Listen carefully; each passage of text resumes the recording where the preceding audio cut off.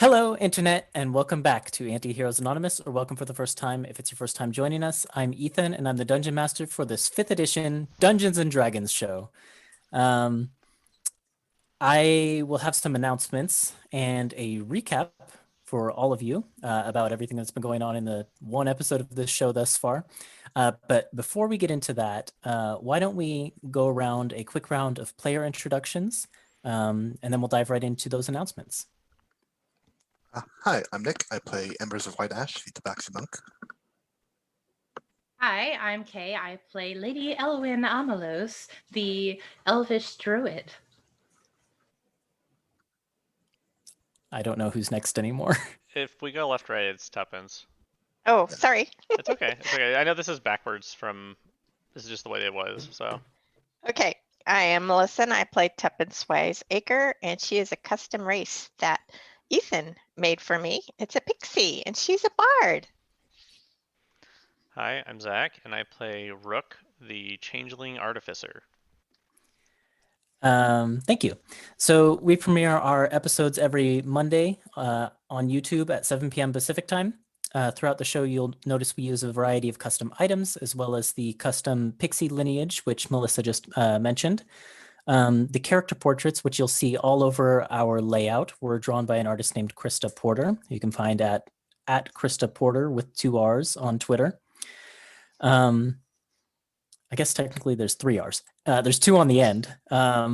If you need a refresher on anything that's going on in this campaign, you can check out our wiki at World Anvil. And you can check the video description for links to everything I just mentioned and more, including some information about the Stop Asian Hate, as well as Black Lives Matter. So there are resources for those, so be sure to check them out. Other than that, we just, sorry, I missed one. You can go ahead and follow us on Twitter if you want to know what we're doing and when. And then other than that, we just hope you enjoy the show, share it with your friends, and come back to watch some more. So before I dive into that quick recap of what's been going on, let's go ahead and roll the intro video.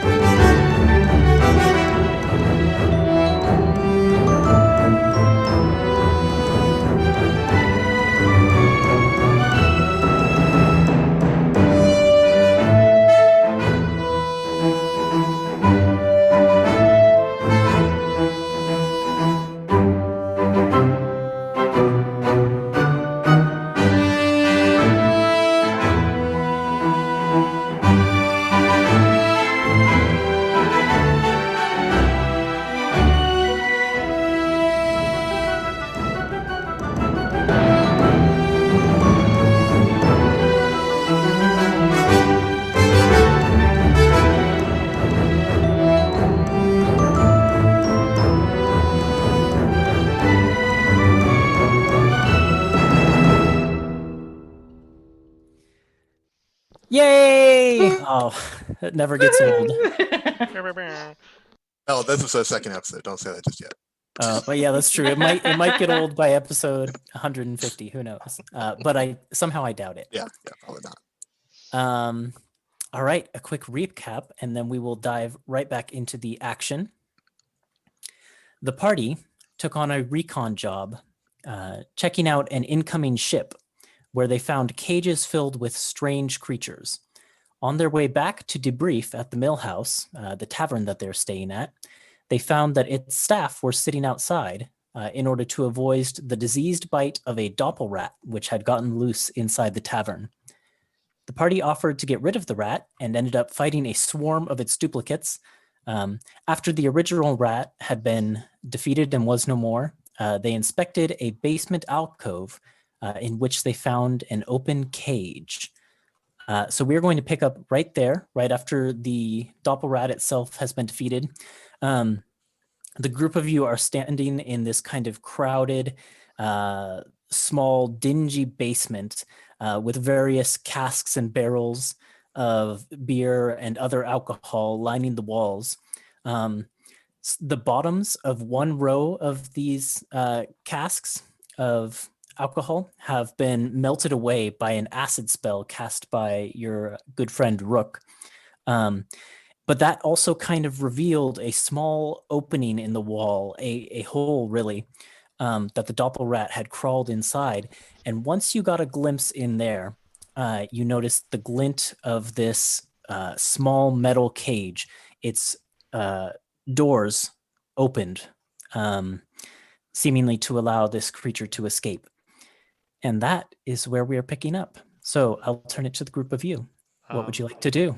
Yeah, so Rook is going to reach into his little satchel and pull out what looks to be a normal, like, cloth. But then you can see him, as he's done before, sort of draw some magic out of it. And he's going to cast 2 spells. One of them is going to be Mending, and he's going to cast that on the wine casks. The other one is going to be Prestidigitation, and so he'll clean up I see. that area. And, you know, we were kind of on our hands and knees, so he'll kind of clean people up as we need to, be like, that should do it.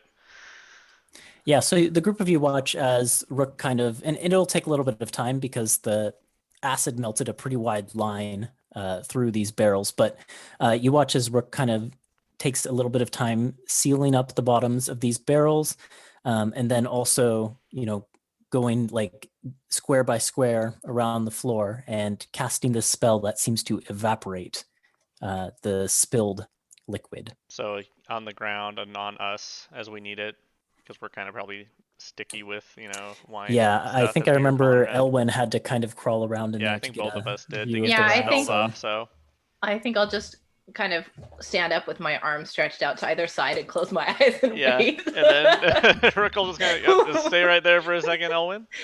Thank He you. kind of just goes across and just kind of make sure everyone's. Anyone else? You guys, everyone okay? Thanks, Embers is Phew. bathing herself instead of waiting for I see. prestidigitation. Just licking her fur. Yeah. Yeah. Nice. Okay.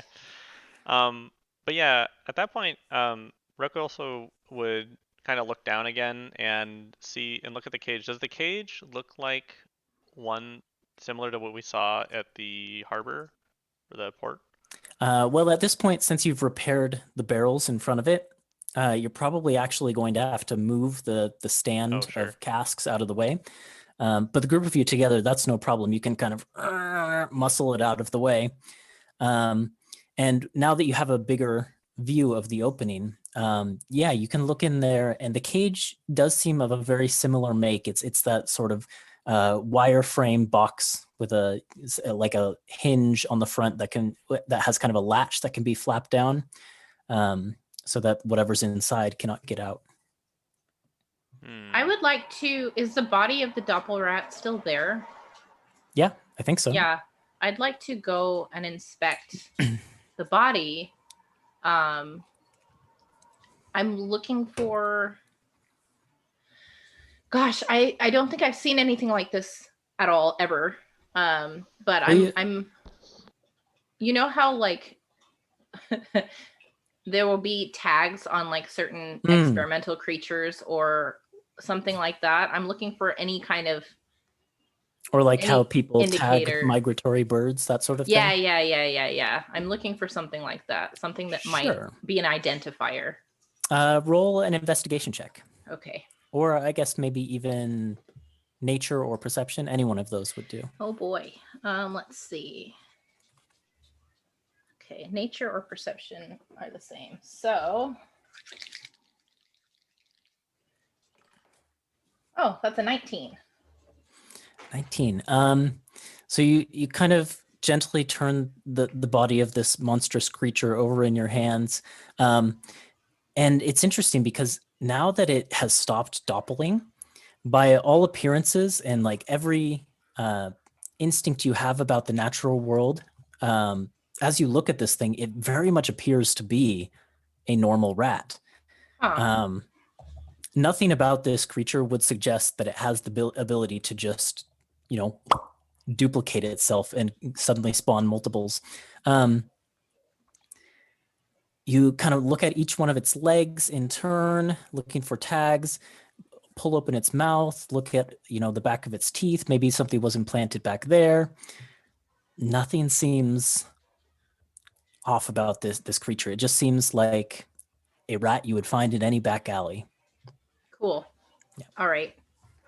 Then I'll kind of just. Well, it just seems like a rat to me. I don't know. I don't. Tuppence is going to take a deep breath and fly inside the cage and look around in there and see if there's anything of use. Okay. Take one for the team. You kind of hover over into the hole, get inside the cage. It's very reminiscent of earlier today when you were standing face to face with that the chicken-like creature that was in a very similar cage. Roll an investigation check, I suppose would be the one. Rook makes a hissing noise like a snake. When he fly in there. That's not nice.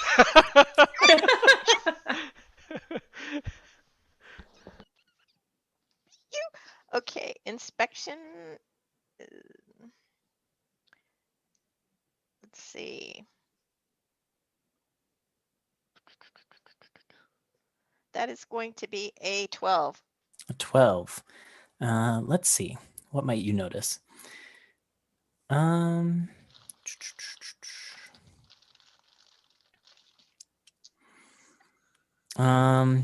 Well, you don't notice anything much back in the alcove with the cage itself.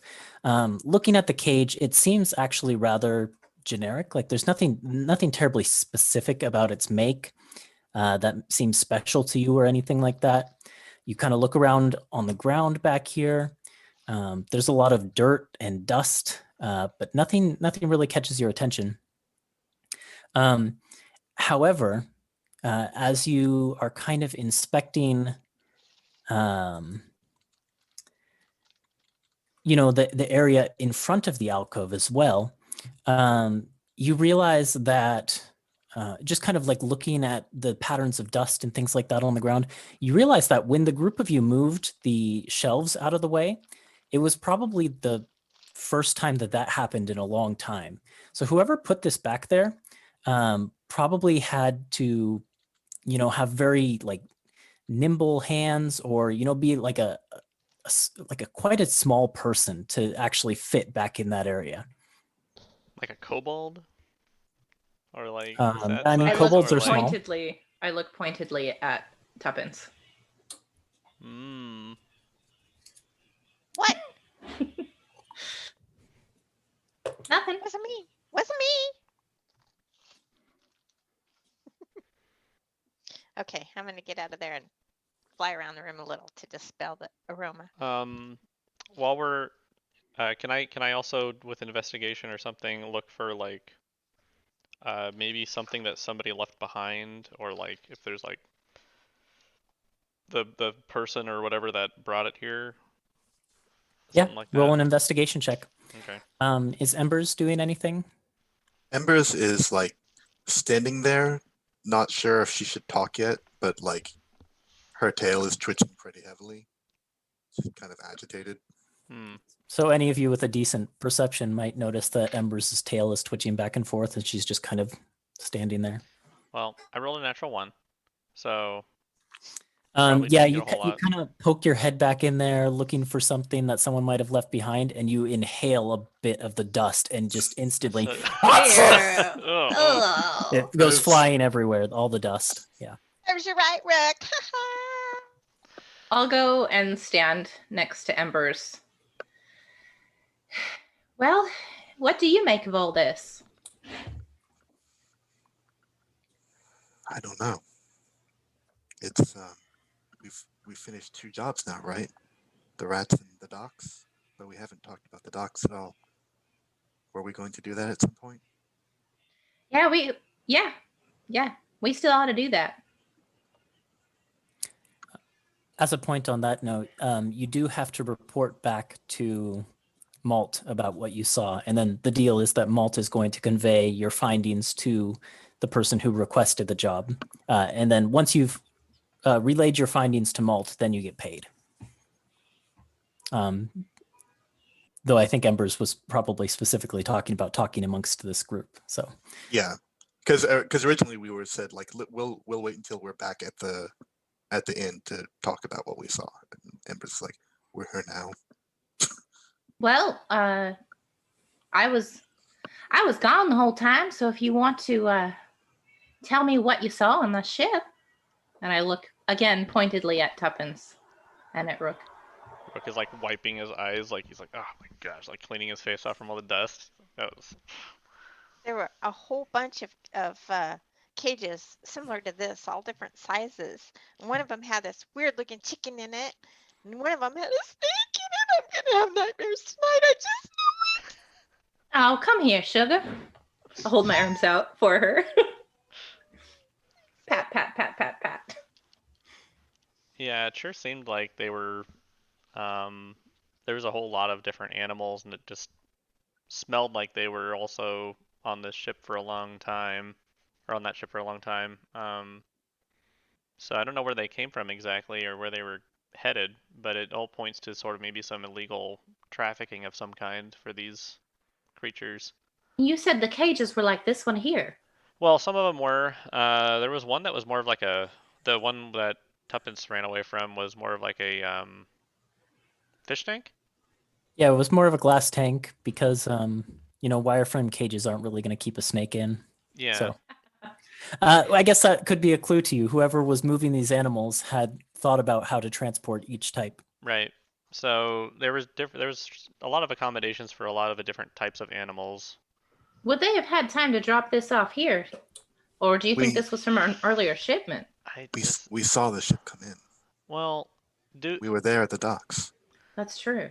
Were we able to recognize if any of the creatures were like magical, like this one? Like, were they like? Yeah. Or were they? Okay. Or were they just like they weren't just like mundane, rare, exotic creatures or something? Well, the chicken-looking one that you looked at was certainly not a natural creature, because you could tell that there were all the hallmarks of like magical tampering there, Yeah, right? Because it was like chicken, but it also had these kind of leathery wings, and it also was a little bit reptilian in the face. None of the snake seemed normal by all accounts, but that doesn't necessarily mean that it was a normal snake. Just like how this rat seemed like a normal rat, but could multiply itself. So I wonder what they did to the snake. And Rook, didn't you see one? Or wait, did he tell us that he's found the crate that was empty with the hole in it?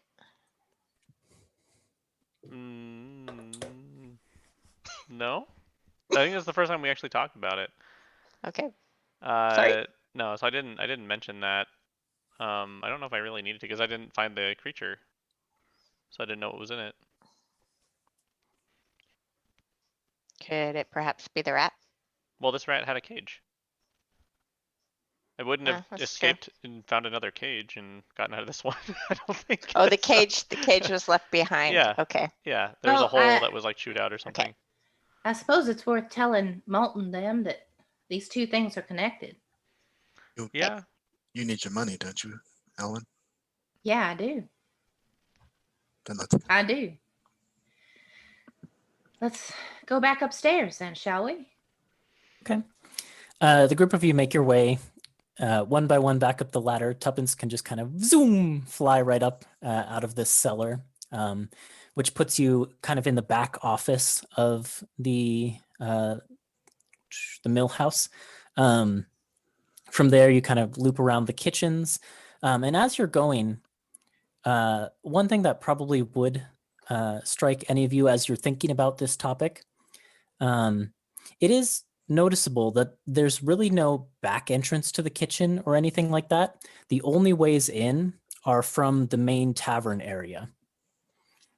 And then, so by extension, the only way into the basement would seem to be from the main tavern area as well.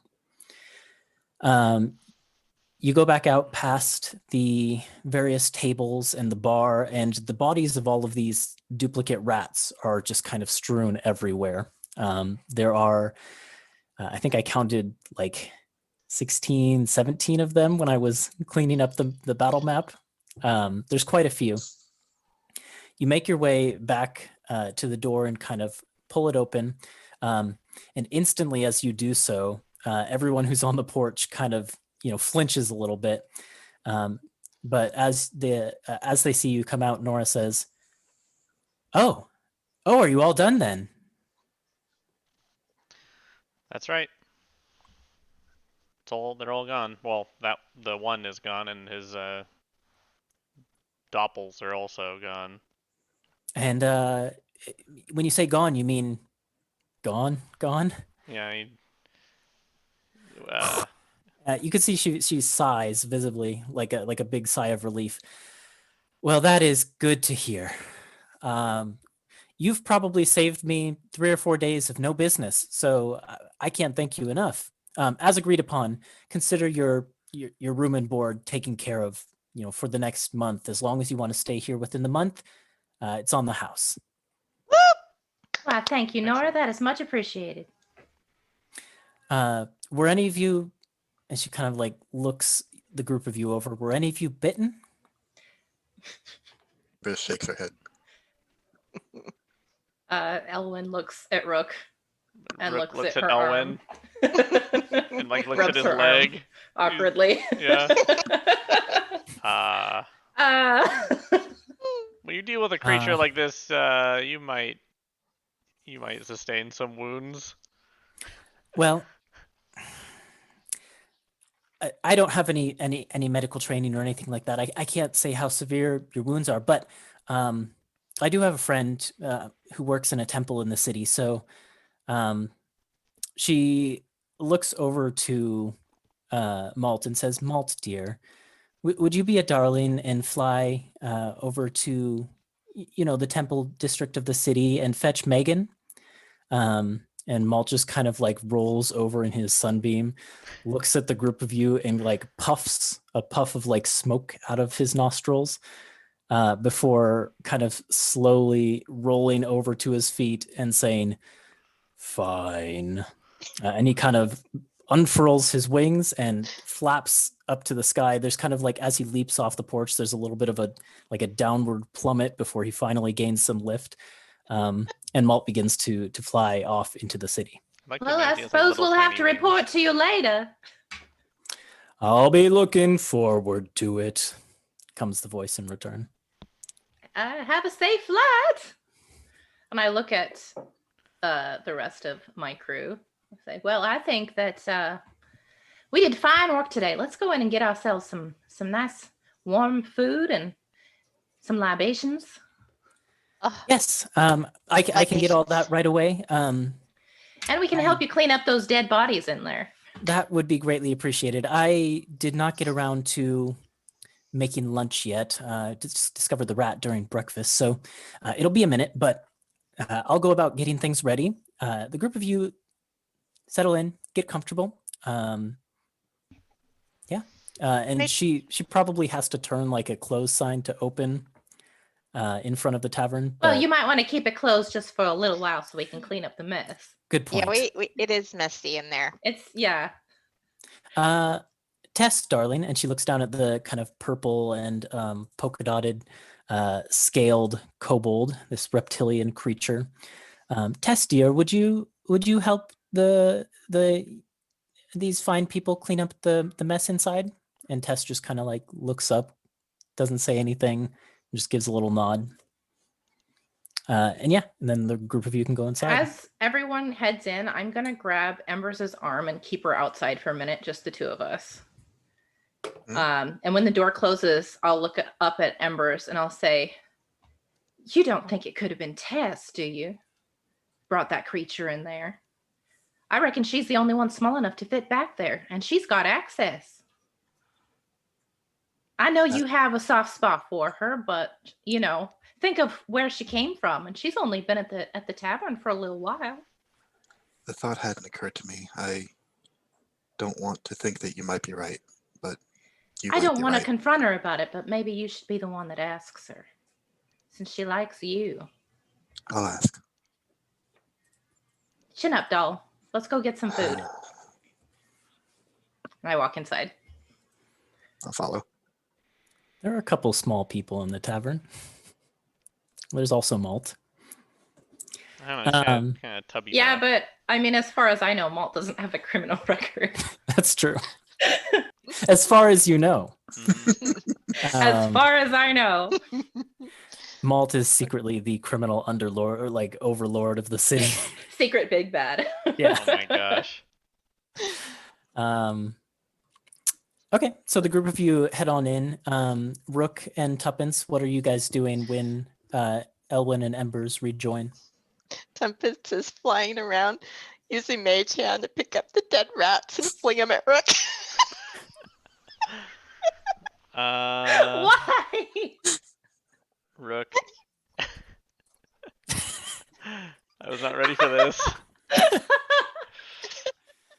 think Rook is hiding under a table then, trying to like take cover from these rats. Stop, Tuppence, this isn't helping. This does seem as good a time as any to say, those of you who did get bit by the rats, could you please roll me a Constitution saving throw? Okay. Okay. Oh no, that's not great. Well, hold on. What's my con? Yep, that's not good. That's a 7.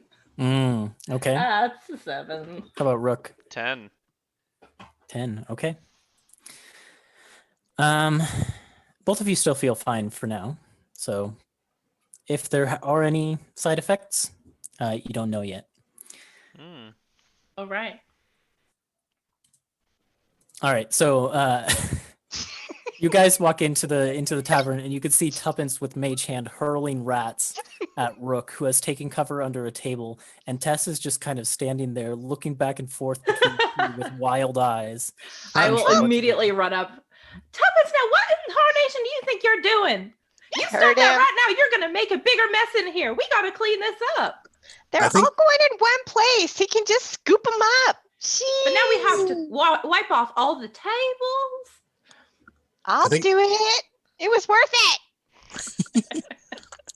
I think as she enters, Embers starts laughing at the rat tossing until she sees how upset Elwyn is. Just like and tries to stop herself.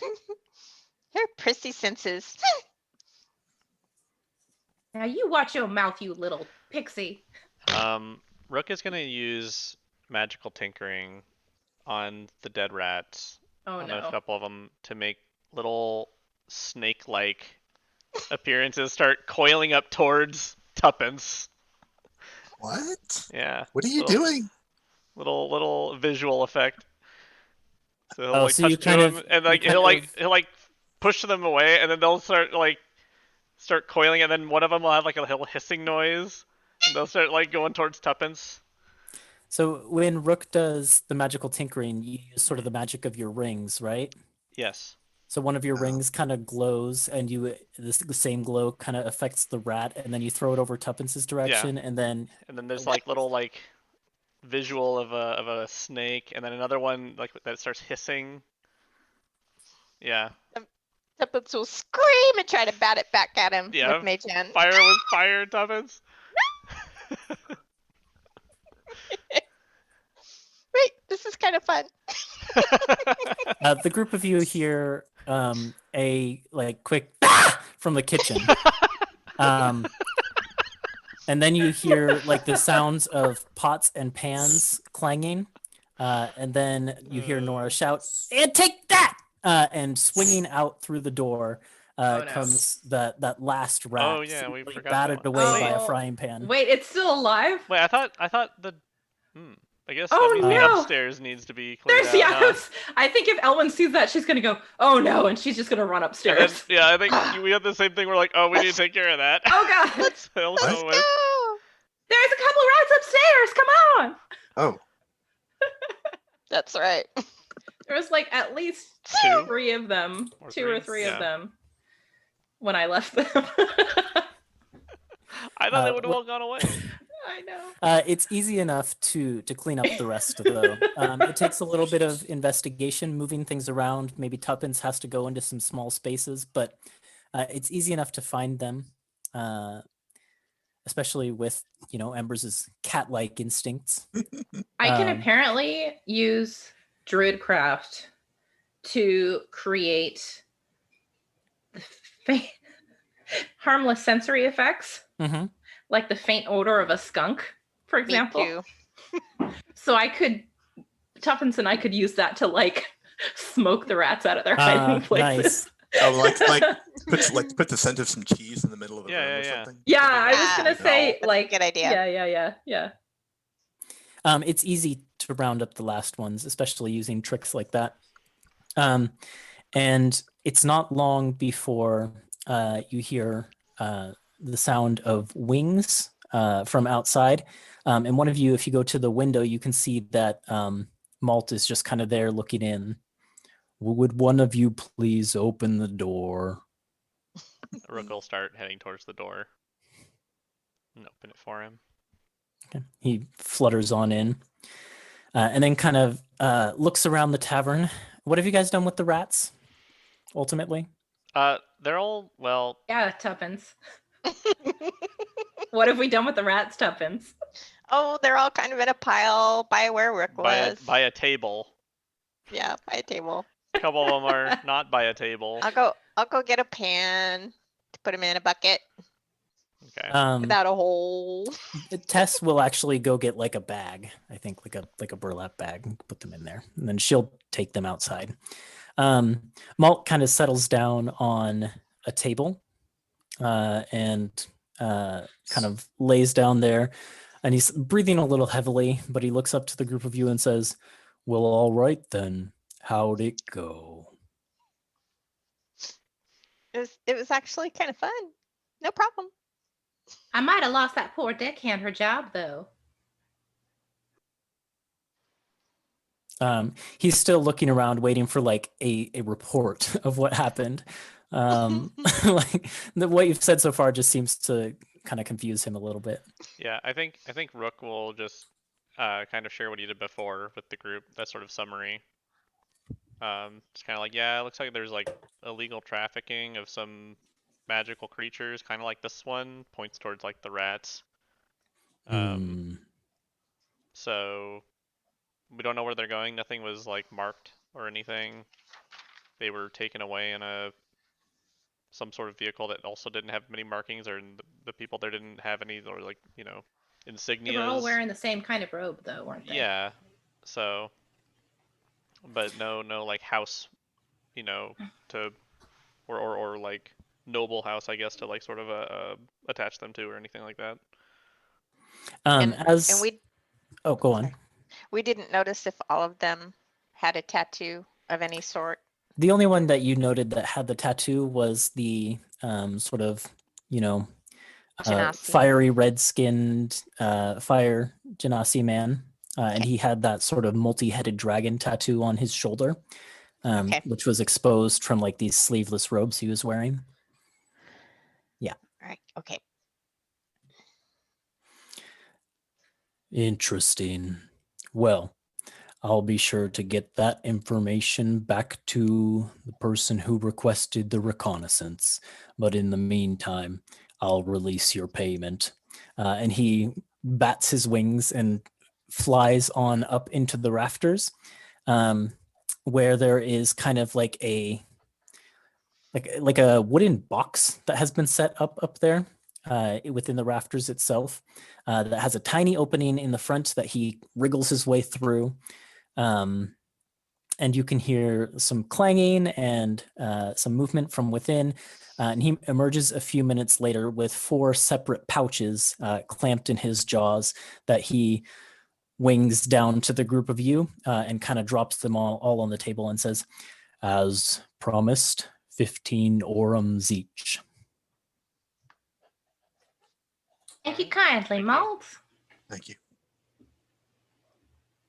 And yeah, if you open them up, you'll see that each bag contains 15 gold pieces. Yas.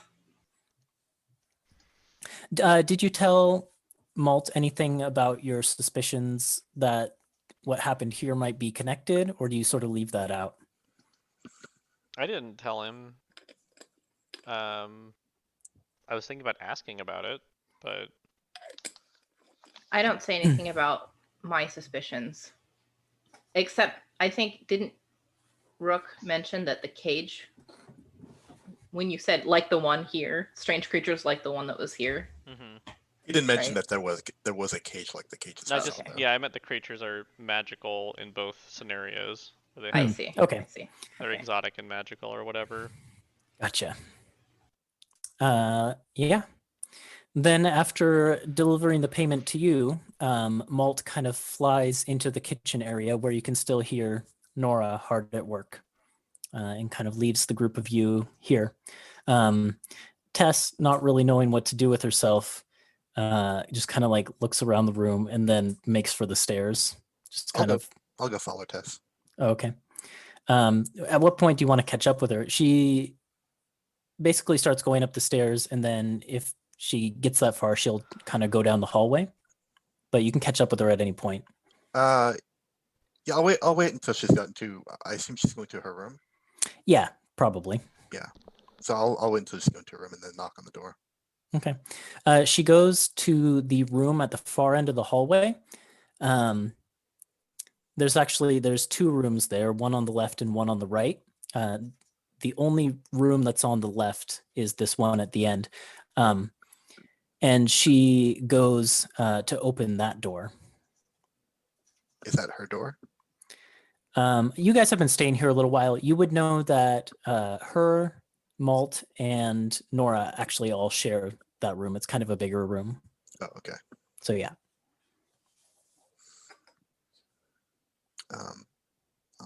I'll just call it Tess. Tess. Yeah, she turns and looks up at you.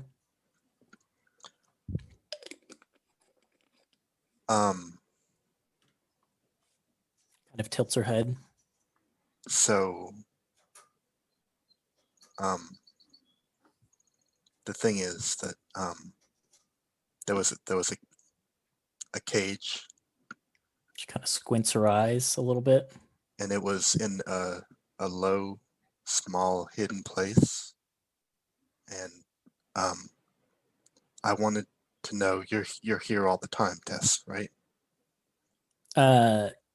What language are you speaking, by the way? Common. Common. Okay. I don't think I know Draconic. She looks like she's following along with what you're saying. You've really had no confirmation one way or another which languages she speaks, because she doesn't ever really talk. The only time you've ever heard her talk during your time here was sometimes you'll hear her talking with Malt, but that's always in Draconic.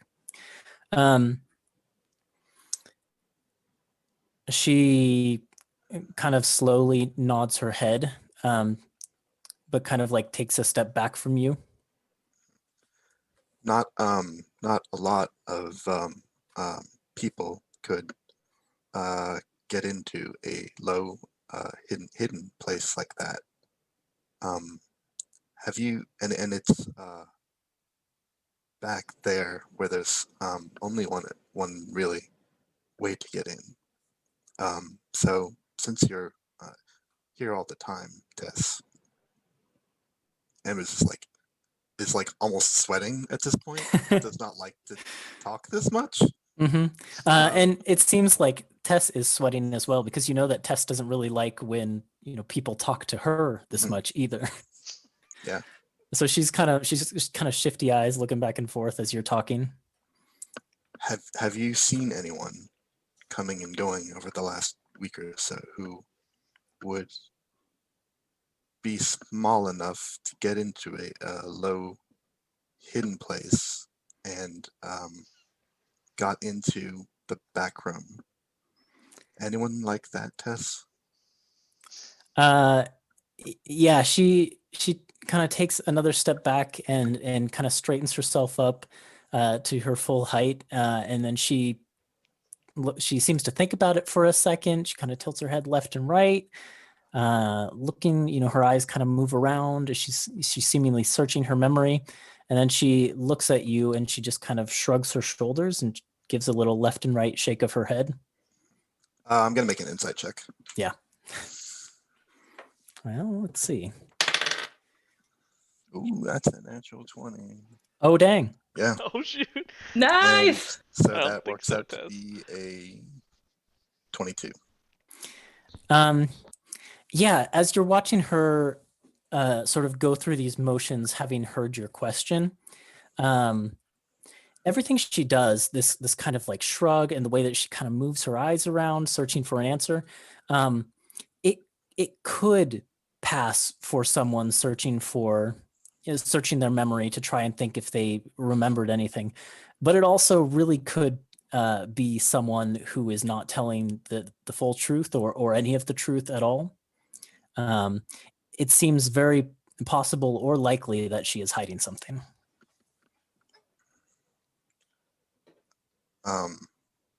Tess, you can, I, I didn't want the others around. You can trust me, Tess. I'm not going to rat you out.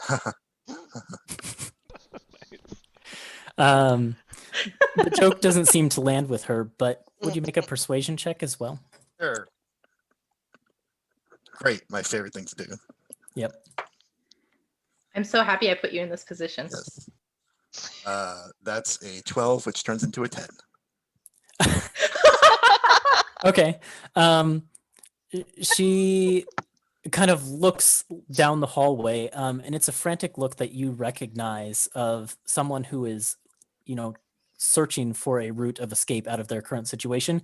And she quickly turns around, flings open the door, ducks inside her room, and closes it. All right then.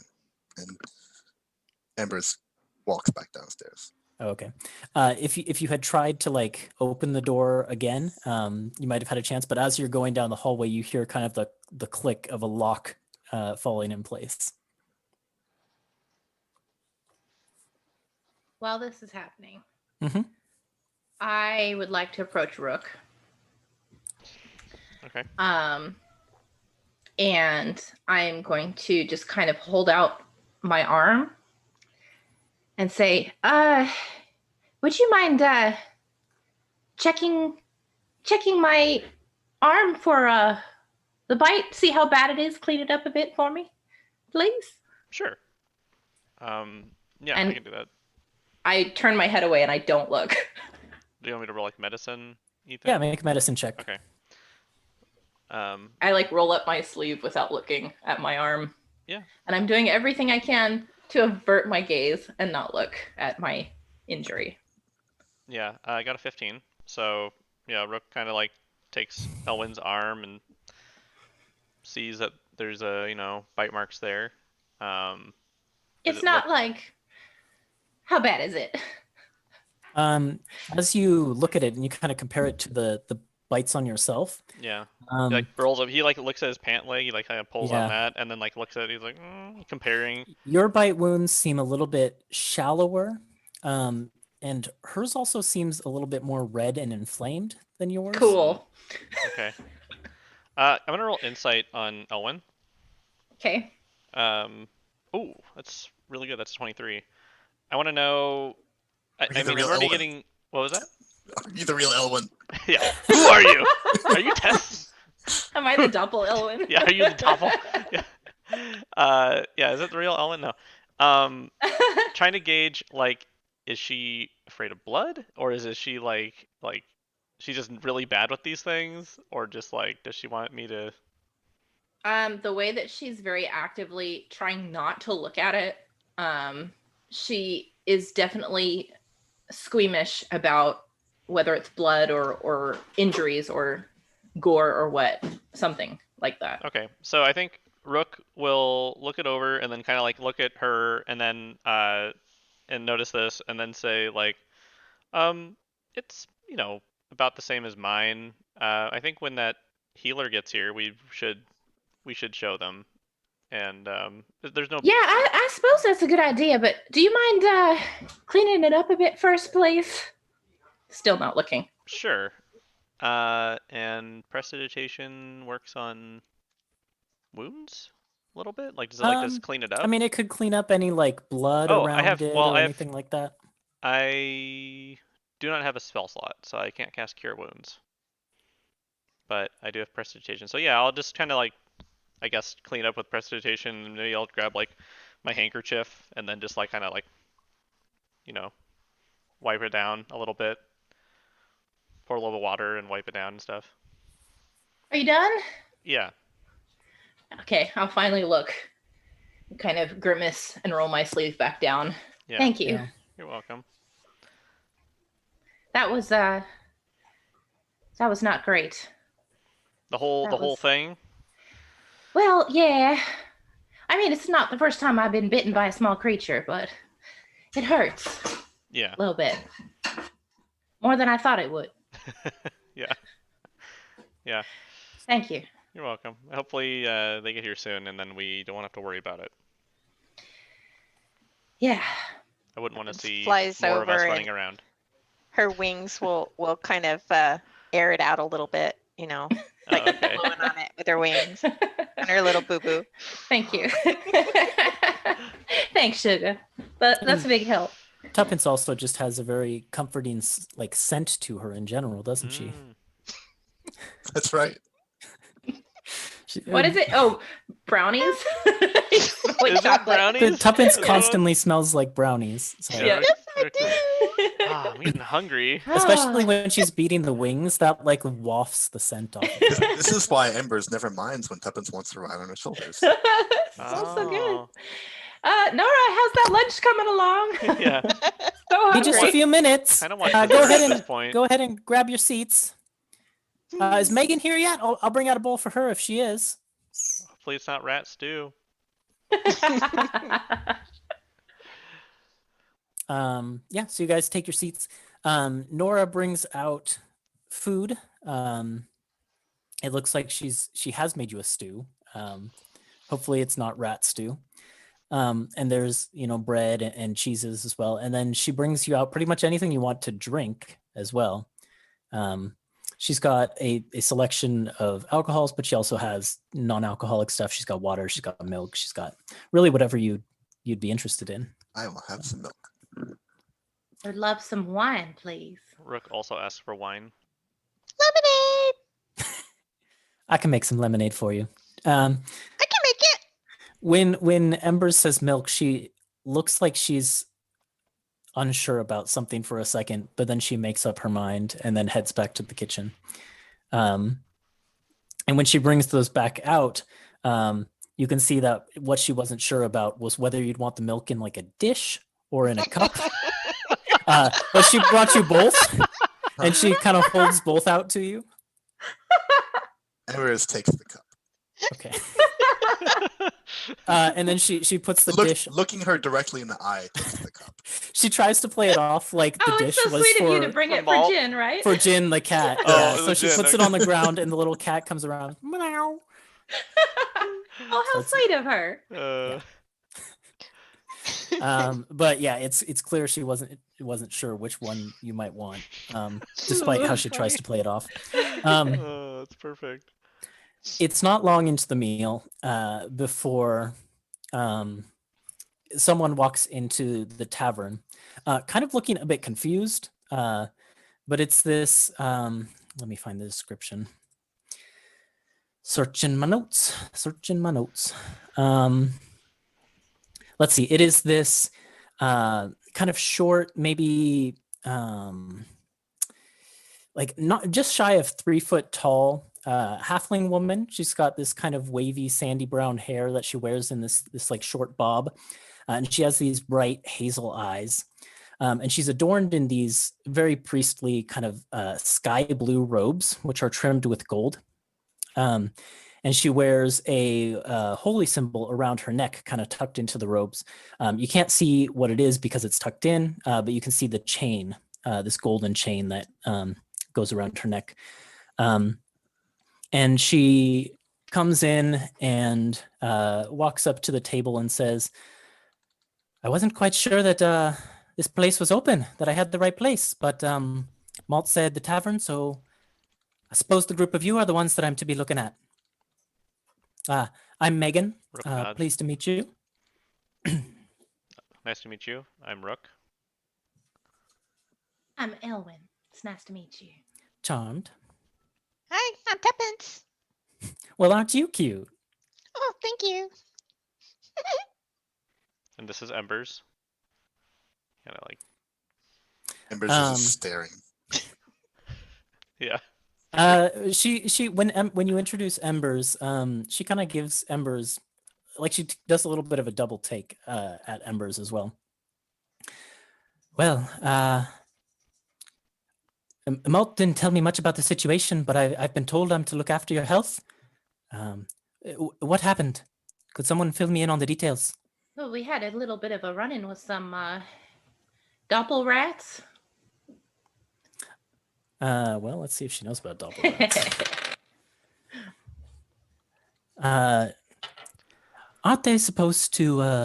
Sorry, I keep switching accents. Aren't they supposed to stick to the Spellscar desert area? Never heard of one this far south. Neither have I. It was quite an encounter, but well, Rook and I have we might have had a bad run-in with their teeth. Well, then I can see why Nora chose this occasion to call in her favor. Let me take a look. After you, got Rook. it. And she kind of looks around to see who offers a bite for her to inspect. Yeah, Rook will kind of like roll up his pant leg and show where the the battle wounds are. Well, this one doesn't look too bad. It's not very deep. Not much redness. Probably not infected. And she lays a hand on you and kind of she pulls out the holy symbol that was tucked in her robes. And it is this kind of double layered circle, like a circle inside of a circle. And each of the circles has kind of spike-like protrusions coming off of it at different angles so that they kind of, none of the spikes in either circle overlaps with a spike from the other circle. And it is this golden symbol of like a sun, basically. And she begins to enchant a prayer to the god Pelor, and kind of reaches out a hand and lays it onto you. And she'll cast a quick Cure Wounds. So that is 2 plus. So you get 5 hit points back. Oh wow, that's a lot. Mm-hmm. And you can see that the wounds kind of close over as this warm sunlight basks over your injury. And she looks at it once the spell is faded. Yes, I reckon that ought to do it. And who else? Who else was So bit? while she's casting Cure Wounds and doing that, Rook will lean in and whisper and say, "She's not," and then kind of like motion towards Owen, and be like, "She's not very good with these things. She's a little squeamish." Understood. And then he'll kind of lean back and let the Cure Wounds take and stuff. Yeah, I'm definitely not looking. Yeah. As this is happening. She comes over to you and says, "Tell me, darling, where were you bit?" Oh, here on my arm, and I roll up my sleeve and She says, "Well, let me do that." And she kind of positions herself so that she's holding your arm, but she puts her body in between, you, like your vision and the wound itself, so that she's nice. blocking it. Really That's good nice. bedside manner. It's so And nice. Tuppence is going to point at Elwyn and hum. I'll use the message spell, but I'll hum a tune so she's distracted. Oh, that's so nice. She looks at your wound and says, "Now, I don't mean to alarm you because I can patch this up, but this one does seem a bit more infected than the others, and a bit deeper as well. Give me just a moment." And she'll do another of a similar prayer, and she'll give you 5 points of healing as well. Nice. And then she says, "So that ought to deal with the wound itself, but we've got to deal with the infection yet. So once more," and she enchants a slightly different prayer. This one is not for healing per se, but it's one of removing afflictions and disease from the body. And Elwyn, you hadn't really realized it, but you were starting to get a little bit warm and feverish. But as soon as this magic takes effect and there's that kind of warm flash of sunlight, that sort of feverish feeling which was creeping up on you goes away. Wow. I don't know what you did, but I feel much better. Well, ordinarily I'd be obliged to charge for, services such as these, but as I mentioned, I owe dear Nora a favor. And she shouts back to the kitchen, "You hear that, Nora? I'm no longer in your debt now." And she kind of gives a little bit of a smile and a laugh as she says that. What's Rook Embers will- doing this whole time? Do I recognize Mabel? Is that her name? Megan. Megan. Yeah, I don't need you to roll anything or like that. She seems familiar in a way that you would obviously place. But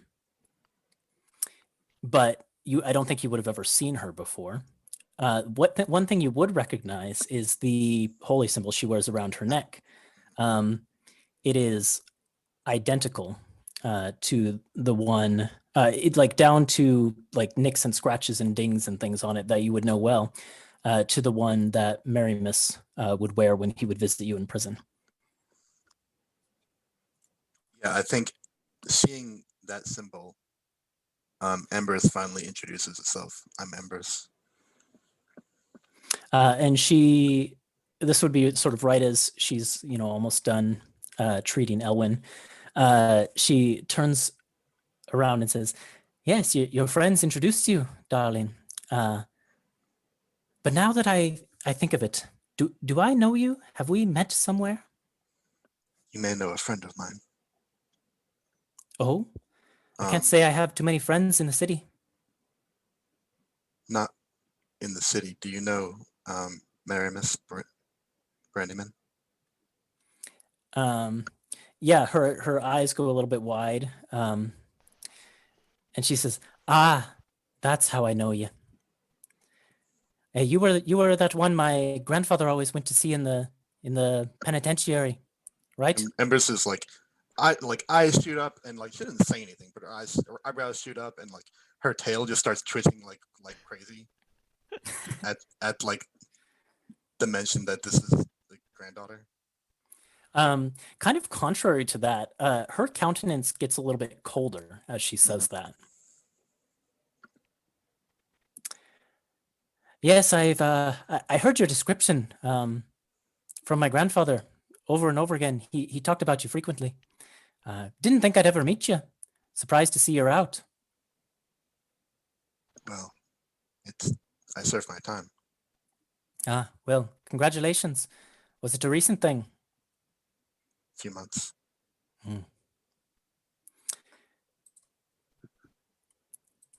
Kind of goes awkward silence after that. Didn't have flattering thing to say. I take it. Oh, who? Marimus? No, Granda always talked about you in the most positive ways. What would give you that idea? You seemed upset. And she looks a little bit ashamed as you say that. No, I'm sorry, darling. That's nothing to do with you. Trust me, Granda always had lovely things to say about you. He always wished that the two of us could meet. Sorry, it's a personal thing. Don't worry about it. I'm a little bit worried about it. She smiles and says, "Don't worry, you have no reason to be. But if you want, since it seems it was a little bit fated that the two of us did meet even after the old man's passing, if you'd like, you could come visit my temple sometime. It's in the city. His temple, really." I like that. Well, it's over by the Platinum Parish. Ask anyone in that district; they'll be able to point you in the right direction. There are a couple small temples beside the one to the Platinum Dragon, but should be easy enough to find. as they're talking, Rook is like pulling her up a chair and making sure that she knows that the stew is there for her as well. Her stew. Yeah, I was also going to get up and go tell Nora that Megan was here to get her some her share. Well, she knows Megan was here. Yeah, so she would have because brought Megan out had yelled. stew. Yeah. That's right. Megan sees all of you sort of making these preparations for her to sit down. And she says, "Oh, no, I can't be staying. I've got work to do in the city. I'm sorry, my friends." Oh, come now. Nora made this stew just for you. Why don't you sit down and have a bowl? You don't have to sit with us if we make you uncomfortable. Would you roll a persuasion check? Well, of course. Yeah. Rook can help you out. Sweet. All right, let's see. Oh, that's a natural 20. Oh, dang. Oh, dang. That's a 25. Okay. She sees, Rook pulling up the chair. She sees Elwyn sliding the bowl across. She sees Nora kind of coming out of the kitchen with her apron on and kind of giving her a stern look that's clearly saying you should stay and have a meal. What's Ember's reaction to all of this? Ember's is so uncomfortable. And it's really obvious, but she stays silent. Okay. Megan just says, "Well, all right then. Couldn't hurt to have one bowl of stew. Right then, Nora, the usual drink." And she kind of gestures to the table where she's hoping that Nora will bring her a big mug of beer. And Nora does. So the group of you sit down at the table. Right. So, did I hear you drop Paylor's name while you were saying your prayers earlier? That's right. My granddad, he raised me, ran a church to the sun god here in the city. A small one. Nothing much to its name, but the Mary Miss Church has been there for a long time. Or sorry, the Brandyman Church, not the Mary Miss Church. Brandyman Church. So I take it there aren't that many worshippers of Paylor here? Well, there are a few here and there, but this is the Empire after all.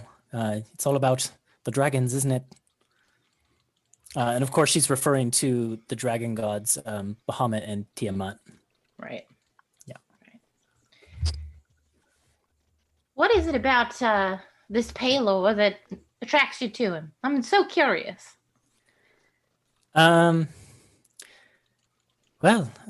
there's a lot to be said for the sun god, He's about light and warmth and community and healing.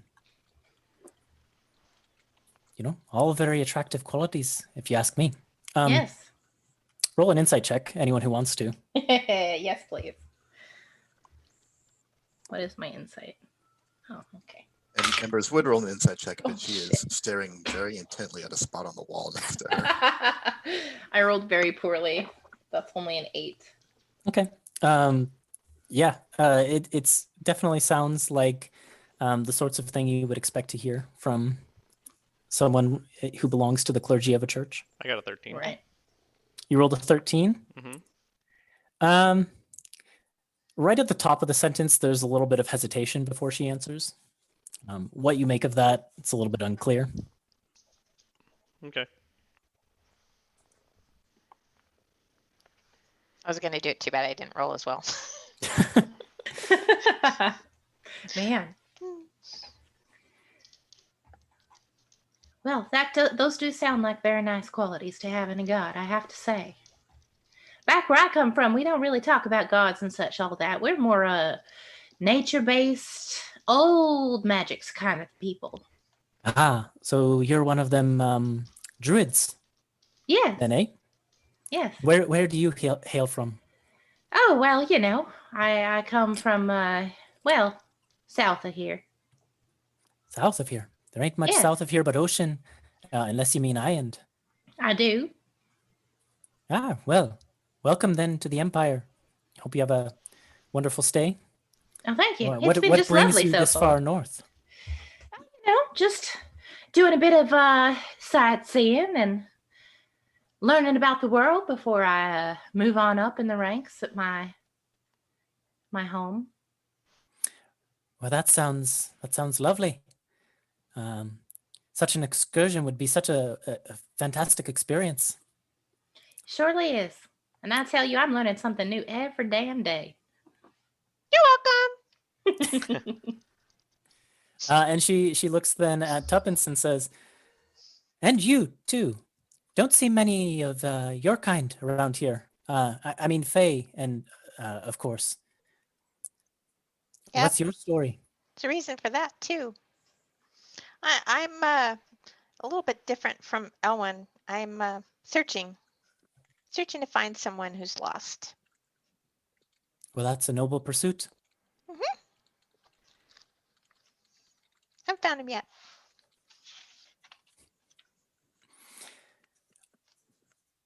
After the silence, she kind of looks over at Embers, who is boring a hole in was it the floor or the wall? Wall. Yeah. And she seems a bit uncomfortable as well, but she says, and she's putting a little bit like more brightness in her voice, clearly intentionally, trying to make up for before. Mhm. And you, out of prison, that's quite lovely. What have you been getting up to since you got out? Mhm. I couldn't quite catch that, darling. Well, she's been with us, of course, haven't you, Embers? There's nods. She's been a great help, especially to me being new in town. She knows everything about this city. And the group of you are, what exactly is it that you're doing together? Oh, we're just having a bit of fun, aren't we? Making some coin along the way. Yeah, that about sums it up. Ah, well, that explains why you've come to a place like this. It certainly ain't the cooking, is it, Nora? Oh, you hush. The cooking's fine.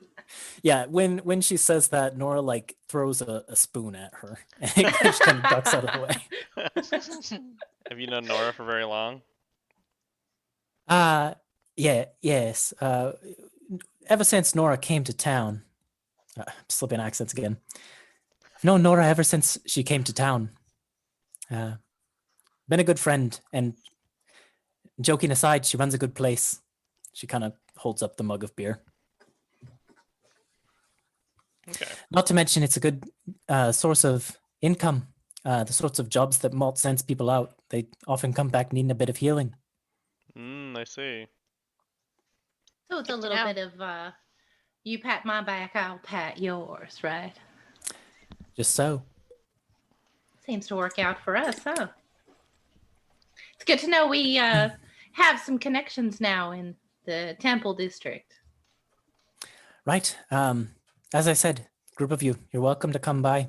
And she looks back to Embers and says, especially you, I reckon you want to see Grandad's temple. Not The again. place you worked all those years. Not some more. Is your granddad still around, or is he out of town? She shakes her head and says, no, sadly he passed not too long ago. Oh dear, I'm so sorry. Would Embers have known about that? I can't recall. Yeah. Okay. I mean, probably a guard told her, like, hey, that priest used to come here, heard he passed. It's a rough way to find out. Sure is. I'm so But sorry yeah, to hear that. she says, no, it's quite all right. He lived a good and long life. Halfway through his second century, even. That's about as good as a halfling can do. And she kind of chuckles. Well, I'm glad to hear it. Sounds like he was an excellent man. He was. Yeah, and she nods and says, well, he raised me when my mother died, and well, my father was not exactly a good man. He took off shortly thereafter, so that left just Granddad. Always took care of me. I know what it's like to grow up without one of your parents. Let me tell you that. She kind of tilts her head, giving you an opportunity to talk more if you want to, but not prying if you don't. I don't. That's all I say. Right then. She pushes her empty bowl back. I think I've about overstayed my welcome. Surely you'll want to be, she looks at Nora, surely you'll want to be getting that open sign back on the door. Get some more paying customers in here. Can't have just a group of freeloaders taking up your whole tavern. And Nora just kind of looks at her and, I reckon you're right. Go ahead and flip the sign on your way out, if you would, Megan. See you later. And Megan kind of stands up, gives the group of you kind of a friendly nod and a wave. And she looks at Embers, and you can see still a little bit of that like shame for how she initially reacted to your presence, as she says, I sincerely hope that you do come by the temple. I think I Rook think will say, are you going to be there Marimus would have tomorrow? liked it. Maybe if we're not doing anything, we can stop by. Should be. And then he'll like look at Embers. Who is still staring at the wall? Yeah. Thank you kindly for your invitation, Megan. We'll do our best to come stop by if we're in the area. She gives you one final nod and a smile and says, right then, I'm off. And she makes her way out the door, and you can hear the sort of flipping of the sign against the door as she changes it to open. Yeah. Immediately, I look Group of at you. Embers. Immediately after she leaves. Mhm. All right, Embers, now you've got to tell us what that was all about. Let's talk about Tess. Fine, let's talk about Tess. Did you talk to her? Yeah. I don't think she did it, but she knows something about it. And I'm not very good at, well, you know. Yeah, I reckon she still has connections, doesn't she? To her old life. Probably. I look at Rook and Tuppence and say, I reckon Tess has some connection to that cage ending up downstairs in the basement. Do the group of you wait until Nora is out of the room to have this conversation? Or do you? Yeah, I would assume so. Yeah. Yeah, she goes back to her work, getting things ready for dinner and whatnot.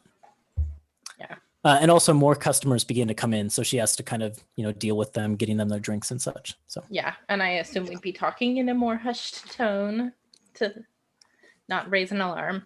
Yeah. I mean, you saw that space yourself before we had to move those barrels out of the way. It's pretty small. You have to be, I reckon, about the size of a kobold or smaller to get back there. Right? Or a halfling. halfling would do the trick probably. If not her, one of her friends, probably. Well, if she knows something, then is it worth going to talk to her? I don't want to scare her or spook her, but I suppose if that's already been done, then I, for Embers takes out the pouch that she got from I've forgotten, Malt, Oh yeah. Mm-hmm. and hands it over to Elvin and says, we could pay her.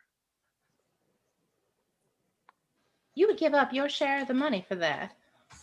I have room and board for a month. What do I need? This is a lot for a bribe. Do you think that she'd respond to that? I think that I forgot how big I am and how small she is, and I may have scared her a little bit. Maybe we can hold off on bribing for a little while. We're all good at, looking around things. Let's wait till we look at the temple tomorrow. I'm really interested in the temple now, aren't you? Wasn't she a curious kind of person? Of course, we shouldn't go there if Embers isn't comfortable, Tuppence. Well, I could go there. Rick could go there. It's not my business to stop you. Embers' tail is like freaking. Didn't you get freaked out by her a little bit, Owen? I mean, she's a freaky chick. She was freaky. Megan? Yeah. She was a sweetheart. What are you talking about? I don't Sure, she know. had kind of an odd reaction to seeing Embers here, but all Yeah. things considered. And I took a little bit of dislike to her just because of that. I go over and land on Ember's shoulders and start playing with her fur. Like braiding it or something. Druid crafting flowers into it. This really beautiful patch of fur, a tuppence-sized area.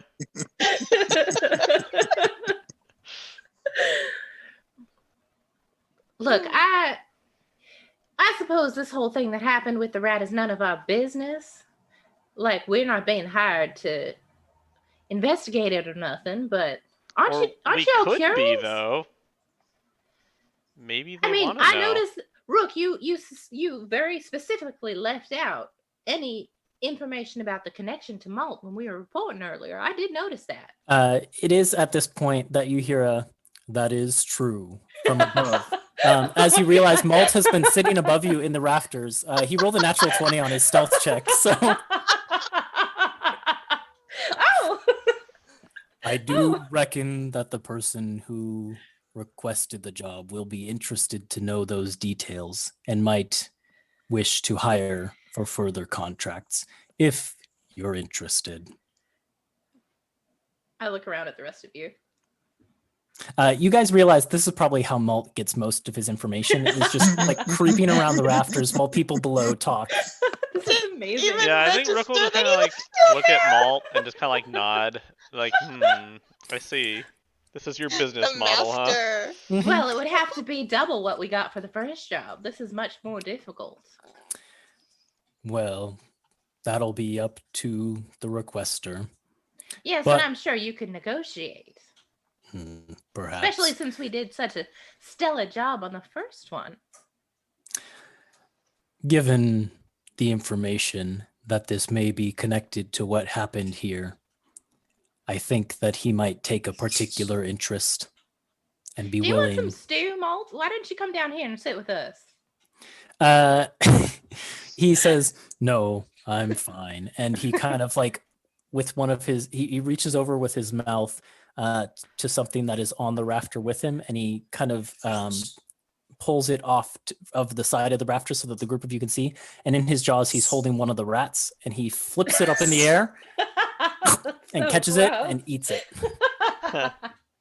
Oh, well, I guess to each his own. Once they're dead, they're not so bad. That the one that looks like a snake? No, those are gone. They all Those- Yeah, just that Oh, but illusion would have they- faded. Yeah, we can turn them off. Did the magic give him a funny little aftertaste? Probably I mean, not. it looked like just a rat to me when I was looking at it earlier. So, well, what do y'all reckon? I mean, I admit I am curious about this. Yeah. I didn't get to see any of those creatures you talked about on the ship, but this doesn't sound like a very benevolent plan, if you know what I'm talking about. No, I'm interested, but I want us to be careful about it. I don't want anything to happen to Tess as a result of this.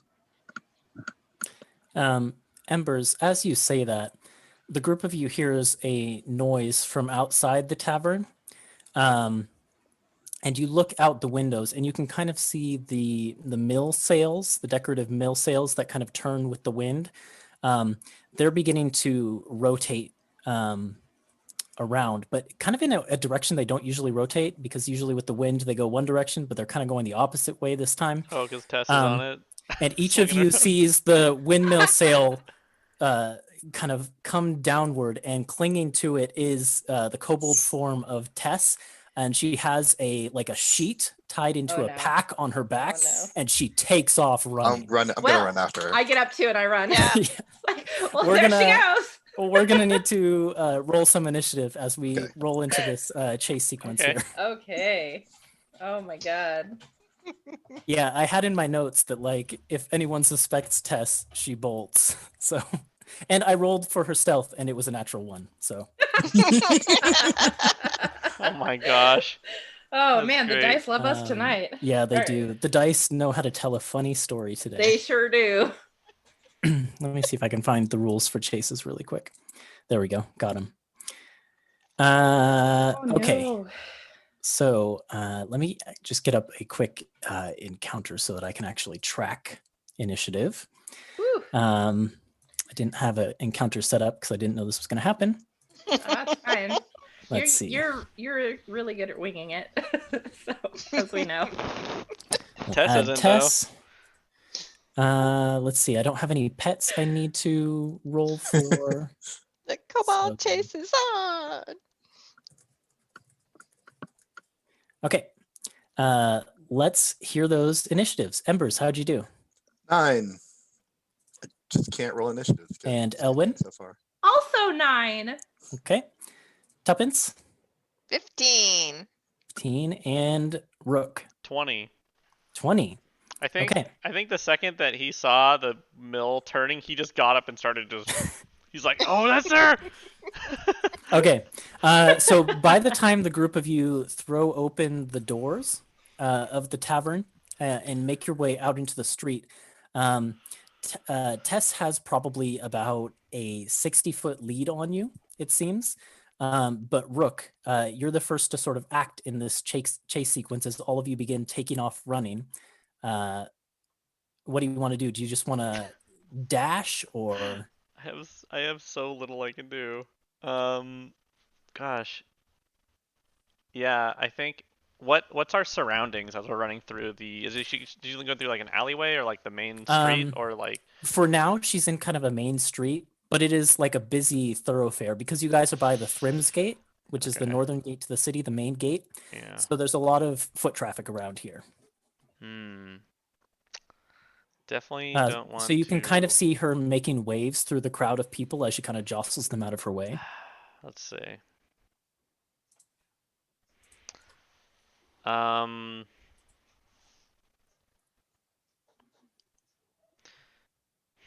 Is there a way I can like roll?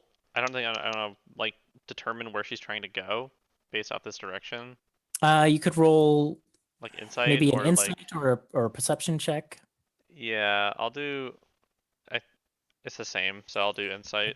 That will take your action, so you can't Yeah, really dash I'll, this so turn. I think I'm like running, but also like kind of looking around to see where she's trying to go. I got a 16.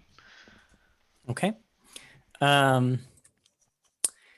She seems to be kind of zigzagging without any sort of particular direction at this point. She's making this up as she goes, from what you can tell. Okay. She doesn't have any sort of destination in mind. She's kind of ducking behind things and then keeping running, you know? Yeah.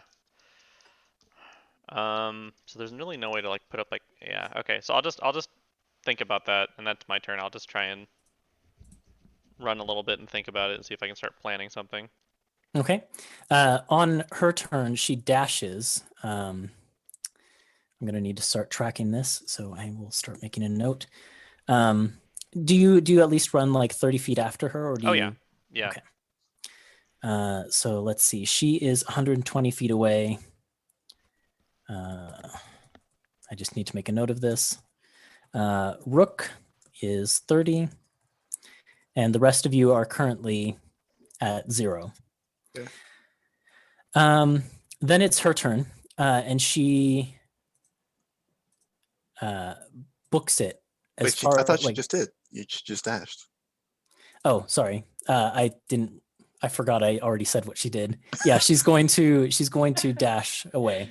Again and again and again. And again and as she again. does so, the group of you who are running behind her, I need one of you to roll a d20 for a complication. And when the last of you rolls, when the last of you takes your turn in initiative, then we'll roll a complication for her. Shall I do it? Go Or for it. actually, Nick, you do it, and Oh, we'll yeah, do it I'll in do it. order. Yeah. Okay. Well, Tuppence is next, I think. But I rolled a 10.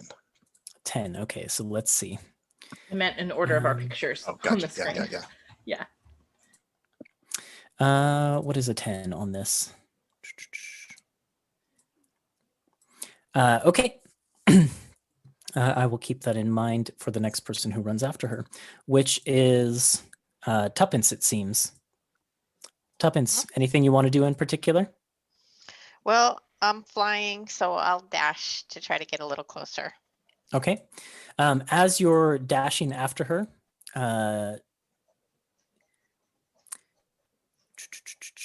some people, a couple of workers carrying like it looks like a pallet or something like that, but it's upright. It's this big wall basically, and they're carrying it and they walk right in your path. And I need you to make a dexterity saving throw to try and navigate the turn and swerve out of the way. 18. 18, just fine. You swerve past it and you manage to, with a quick, flick of the wings, change direction really quick and dash after her. So that puts you at 60 feet, right? Your speed is 30. Yes. Um, Tess! Come on, talk to us. Elwyn.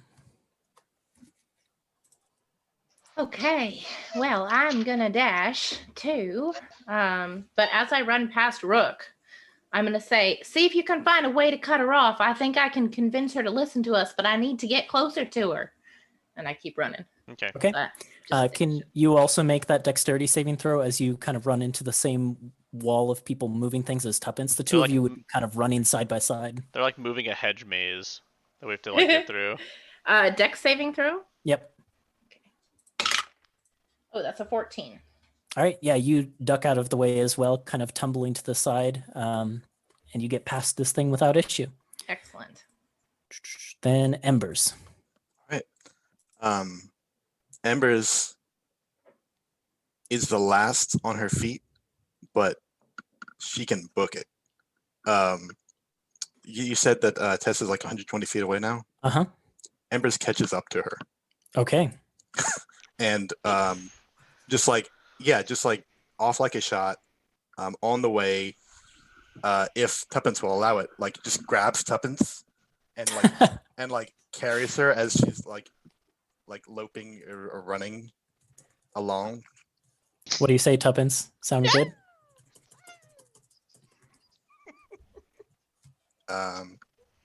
But that's my movement and my dash, and I don't think I can do anything else. Do I have any other bonus actions? I don't think so. Okay. So you dash out. I do need you to make the dexterity saving throw, despite the fact you're moving really fast. Oh, that's a 27. Okay, yeah, easy enough. That's a 20. You can, if you want to, you could scale this wall thing and like leap off of it, or you could Yeah. just kind of like go under it or around it, however you want. You dodge this thing. Yeah. I think I side jump and like kick off a building and use it to propel myself even further. Cool. And then on the way, you kind of grab Tuppence, and Tuppence, your like fairy wings are beating behind you as you're dragged along. The two of you catch up with Tess, and you're kind of neck and neck with her. Would one of you roll a complication for Tess? Jump. Let's start. Oh, should Okay. should I do it next order of the pictures on screen? Sure. 17. 17. Okay. We do have Rook before we get to her, though. So, Rook, you're currently 30 feet behind. Embers has just taken off, snagged Tuppence. Elwyn is kind of in between the groups. What do you want to do? Elwyn did say try and cut her off. Yeah, but seeing how fast Embers is, I think Rook is going to consider that, but then probably just stay the course and try and sort of keep up for this. Dog after? Yeah. So Okay. he might use his action to dash. He was going to look around and see if there's a way to slow her down, but that's not necessary anymore. So that would put Rook at 90. 90, hey? yeah. Okay. With a 17, Tess encounters no complications as she will dash away. And since this is a chase and everything is kind of happening at once, there's not really opportunity attacks or anything like that.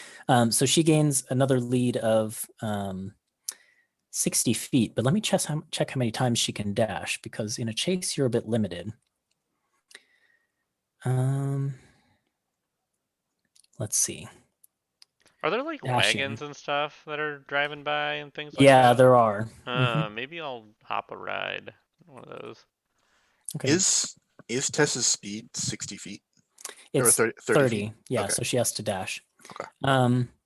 Participant can use freely the dash action a number of times equal to 3 plus con mod And then each time after that, something happens. So, right. This is the last time she can dash before she's going to suffer a little bit because she has a -1 con. Oh. Okay. She dashes off again and gains another 60 feet, putting her at 180. Okay. And then would one of you roll a complication for the group of you? Tuppence. Tuppence. Yeah, go for it. 4. For, let's see. Oh, I don't think that lower numbers are not great. let's see. Ruh-roh. Or they're Okay. really great. Tess ducks into kind of like a maze-like set of alleys between buildings that the group of you are going to have to navigate to go after her. Right. Tuppence, what would you like to do? Well, I'm on top of, Embers has me. We're not quite, I can't quite get to her yet. So I'll hold. Okay, so you're just holding on to Uh, embers for now? Yeah, I'm trying to think if there's anything I can do. You could. Well, I'm gonna catch up with you. You want to hold an action or something? that's what I was You're going really to say, strong. but You what can grapple her. I'm trying to think of. That would be so funny. Oh my gosh. Unfortunately, Tess isn't very strong either. It's possible. I mean, you're really strong.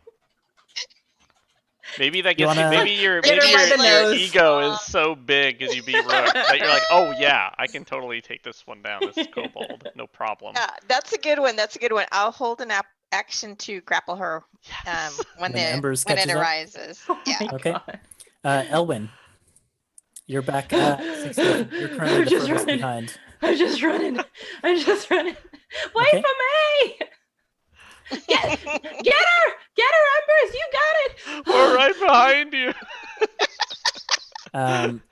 That catches you up with Tuppence and Embers for the moment.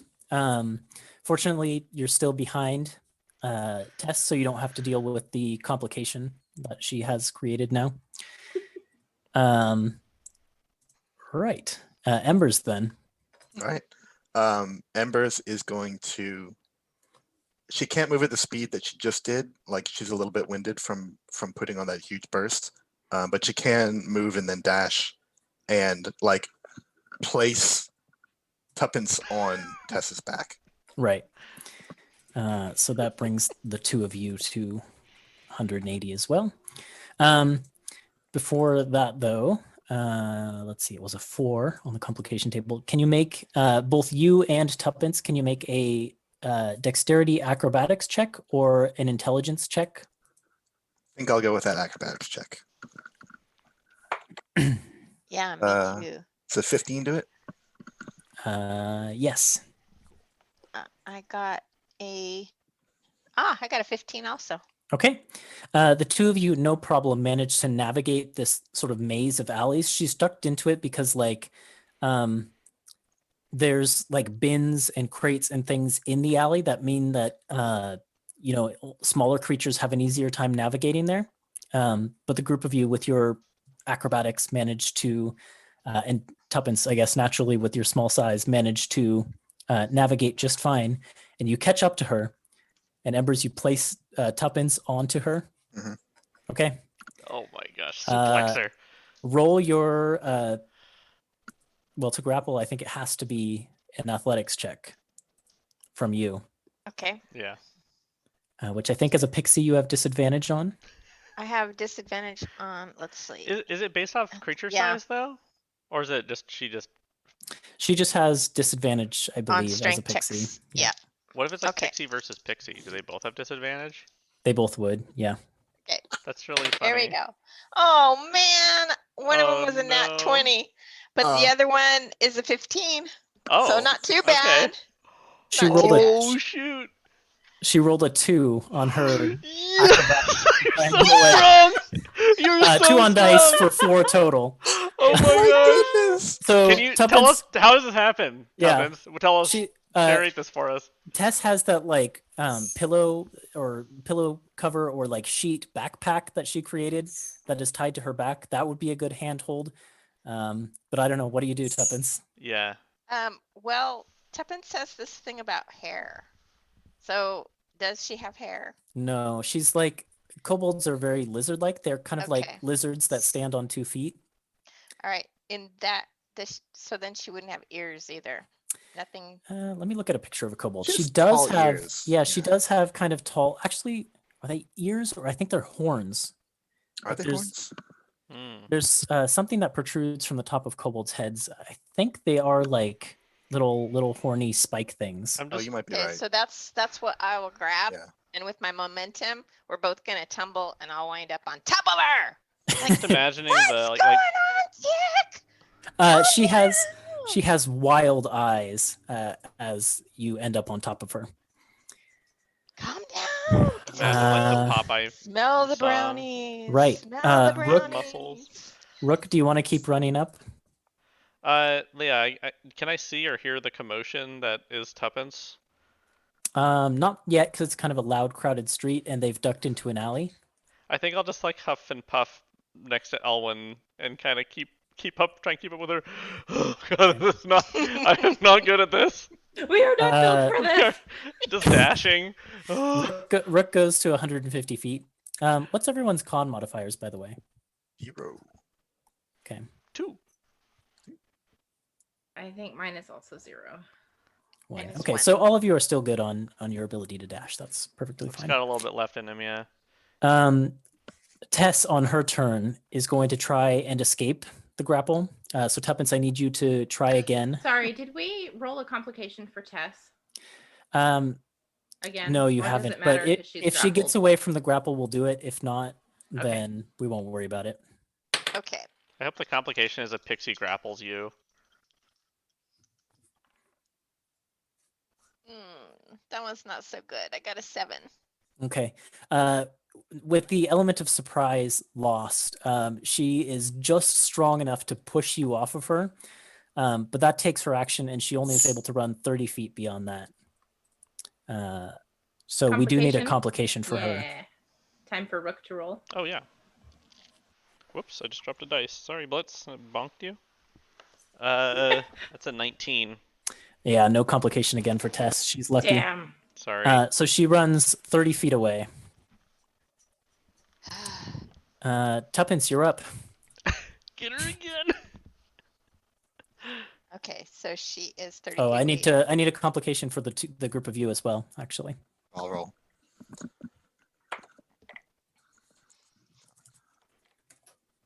Natural 20. Okay, no complication That's for you like the guys. third or fourth one we've rolled this Yeah, session that's so crazy. Yeah. So Tuppence, what do you do? Okay, so I'll I can fly up to her using my full range and grab her by the horns again. Okay. All right. She rolled an 11, so that's your Come number to on. beat. I got a 17. Oh my gosh! No way. Yes. You're so right. strong. So I got little tiny A pixie, 19 what do you do? and a 17. Oh A my 19. Arm wrestling champion. You grab her by the Really is strong. horns and just pull her to the ground again? Is that what you do? And I'm gonna sit on her again and go, I'm getting really tired. We're not gonna hurt you. Can you just calm down? Okay? Please smell the brownies. Calm down. Elwyn, It's like a sedative. Smell the brown. just smell the brownies! Just smell it. Oh my gosh. I can't. Oh man. I just stop for a second and I bend over and I'm breathing. Rook, did they got him? I don't know yet. And I'm just gonna kind of limp 30 feet on my turn. Okay. That'll put you Holding pretty my- much right up next to Rook. Holding Yeah, my side. we're like, oh geez. Oh gosh. I knew I should have prepared that other spell today. Oh. Okay. Then it is Embers. Embers will just walk up to Tuppence and Tess and say, Tess, we really don't. We're really on your side. As Tuppence is shouting, "Smell the brownies!" For Embers, would you roll a persuasion check? Smell the brownies. Do I get brownie related advantage on this? Yeah. No, she's in a pretty Yeah. upset state at the moment. Maybe you'll get brownie points though. That was worse. That's a 11 that turns into a 9. A 9. She doesn't calm down at all. She is looking up at you with Tuppence. She's on her back and Tuppence is kind of on her chest, and she's looking up at you with these wild eyes, and she's frantically looking around. And you can see that she is starting to bring up her claws as if she is considering fighting at this point. Can I?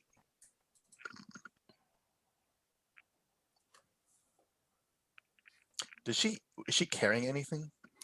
Just that sort of like bed sheet or pillowcase backpack that she had created. Mm-hmm. Okay, I'm not going to do anything else. Okay. Then it is Rook. You are currently at 150 feet, and they are at 210. Okay. Can Rook help Elwyn get further along? Yeah. I mean, Okay. the group of you are really close. The two of you are really close to each other at this point. Come on, Elwyn. They're just right ahead until like. I'm coming. You go get her. I'll Okay. catch up. All right. Whew. With that, I guess Rook will dash to catch up to everybody. Okay. I mean, you can arrive on the scene at that point because Yeah. you're at 210 as well. Yeah, I think a nervous Embers would just be talking to Tuppence at this point. Say, Tuppence, tell her we're on her side. Oh, why aren't the brownies working?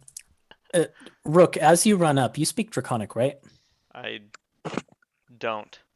Oh, you don't? I thought you did. Does any of the three of you speak Draconic? I do not. Oh, okay. She, for the first time, shouts something in kind of a loud voice for her. And she brings a claw towards Tuppence. Does a 11 hit your AC? No. Or sorry, I don't know why I said 11. I rolled a 17 on the dice. Plus 4 for 21. I have no idea why I said 11. Yeah, I'm so sorry. That would poke me a little bit. Okay. Still misses. You take 1 point of slashing damage as she cuts you with the claw. She kind of rakes it across the side of your body. But your rock And hard muscles deflect the she blow. shouts that same thing in Draconic again. Oh, Tuppence, your turn. okay. I wish I had a spell slot left. Okay. Let's see. What do I want to do? So if my message, would it work for her since it goes right to the brain, or it wouldn't because it's in common? Well, I mean, you've seen her. You've seen people talk to her in common, and she seems to understand. You've just never heard her speak it. Okay. So she understands us. So message isn't gonna help. What I'm going to do.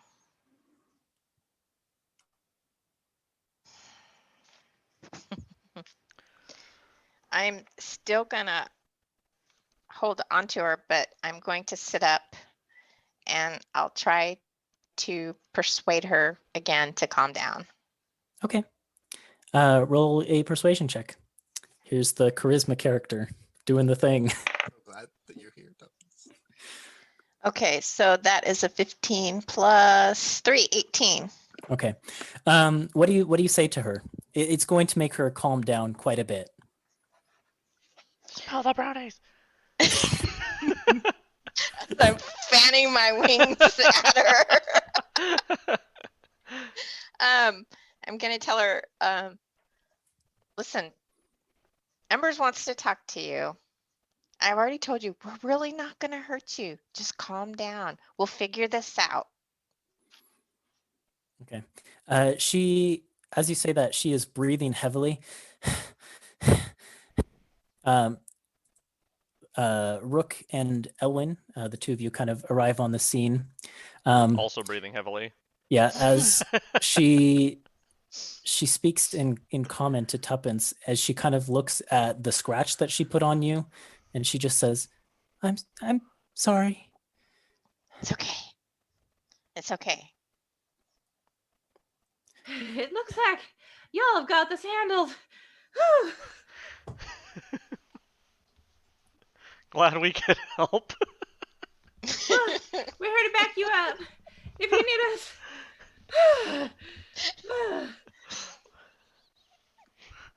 Definitely on your back.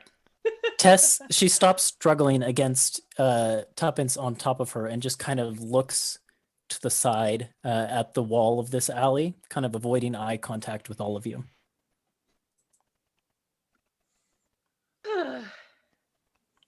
All right, I'll walk up, kind of dust myself off, and I'll kneel down beside her and say, Embers sees this. It's like, kneeling down. I should have kneeled down. and I'll say to Tess, now, Sugar, we're on your side. We're just trying to get to the bottom of this. Now, we're not going to let any harm come to you. You got to tell us what's going on first. Are you going to trust us? Could you roll a persuasion check as well? Sure. That's the sound of persuasion. Yep. I've already heard it. That's the sound of being Forceful very persuasion. nervous. 17. Oh, 17. Yeah. She looks up in your eyes, and her eyes are kind of, wavering. Like you could see sort of tears forming in them.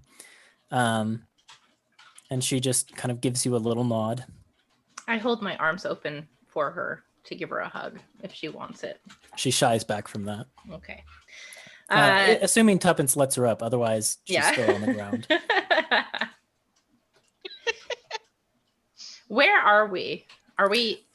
You're In kind of an- tucked. Yeah, you're tucked away in a little bit of a secluded alleyway off the main street. So it's actually a pretty private place to have this conversation as Okay. far as, city streets go. Okay. Then, Pretty lucky that complication came up, actually. yeah. Now, Sugar, what's going on? What is this all about? I didn't know it was a bad mouse. So someone asked you to put it in there. She kind of sniffles. Did they pay money for you to do that, or was it a favor, or what? It was a favor. Who asked you to do it, Sugar? She shifts her eyes and looks to the side and doesn't answer. I didn't want to do this, but I cast Charm Person on her. Okay. What kind of saving throw? Wisdom. And I need to look up the spell because I always forget what that does. Wisdom DC is 13, and basically she regards me as a friendly acquaintance. Okay. Mm-hmm. Wisdom, you say? Not her best stat. Yeah, she fails. Yes. She be charmed. But she uses a legendary resistance. Yes. Mhm. She succeeds. No. Okay, I just had the thought where I was like, oh, I got to roll for wild magic now. Yeah, Not this I don't time. have to do that anymore. No. Which so is sad. really sad. And I'm so sad. You're so tall. Elwyn's not, though. Elwyn's pretty short. yeah, but she's not a small creature. She's not a small creature. Yeah. She's not 3 feet tall like Harmony was. But, okay. So I cast the spell. Tuppence totally Mhm. thinks that it's the brownie smell that's calmed her down, though. And then When you cast that spell, she looks back in your direction And I say, Tuppence, can you let her up, please? Oh, sure. Sorry. And I I'm just so help, tired. I help Tess to her feet and kind of pat her Thank- shoulder Thank and say, Sugar, please, we want to help you. You have to tell us who told you to do that. I don't want him to get in trouble. I promise you. I promise you. He's not going to get in trouble. No one We here just is want going to to get. in trouble. We're not here to do that. That's right. We're just trying to get to the bottom of this. We don't want anyone else to get hurt. My friend back from the dens, Molo, he asked me to put the cage in there. Did he say why he wanted to do that, Sugar? No. She shakes her head. Did he tell you anything else? She shakes her head again. I didn't know it was a bad rat. I And understand. I understand. She's got a tear coming out of one of the eyes. Oh, sweetheart, it's all right. We know you didn't mean it. We're And not that's going, why we're not going to mention this to anyone, all right? not to Nora, not to anybody.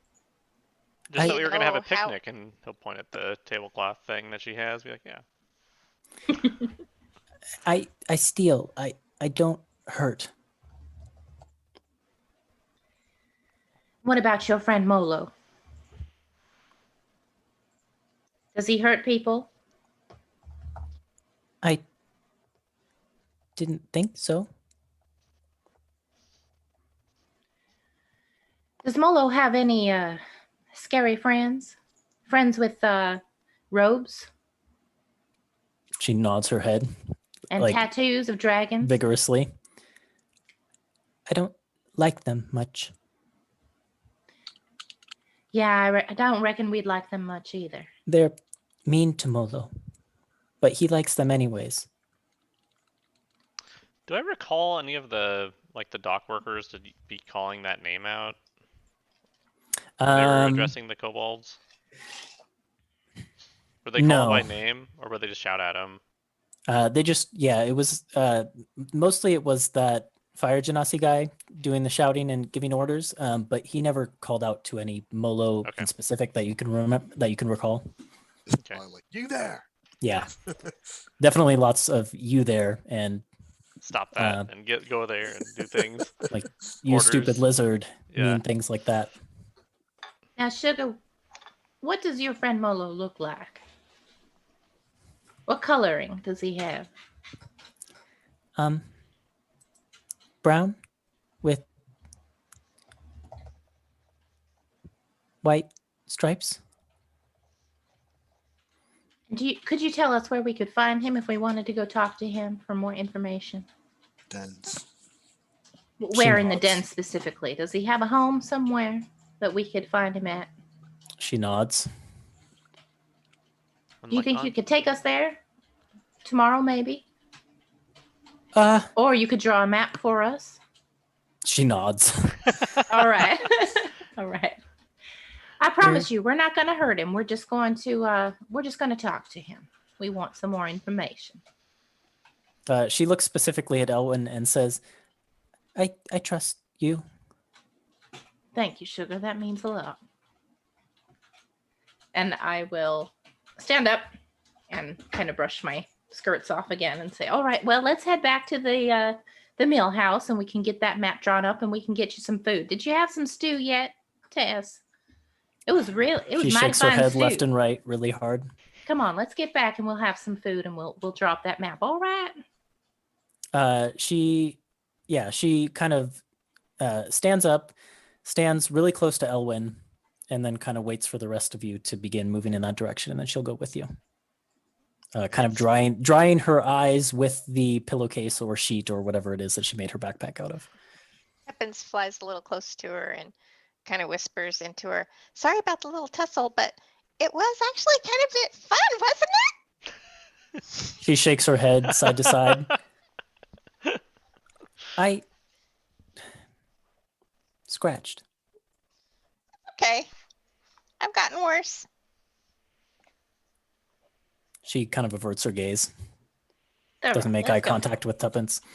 The group of you make your way back to the tavern, and when you walk in, it's now busy. People have definitely filtered in at this point, and you see, you were probably only gone like 15 minutes tops, but you see a new person has come in and is talking to Malt in one of the corner tables. This person is a like a kind of a burly dragonborn fellow. So he, he's got the broad shoulders and the scales adorning the head and the face that is visible.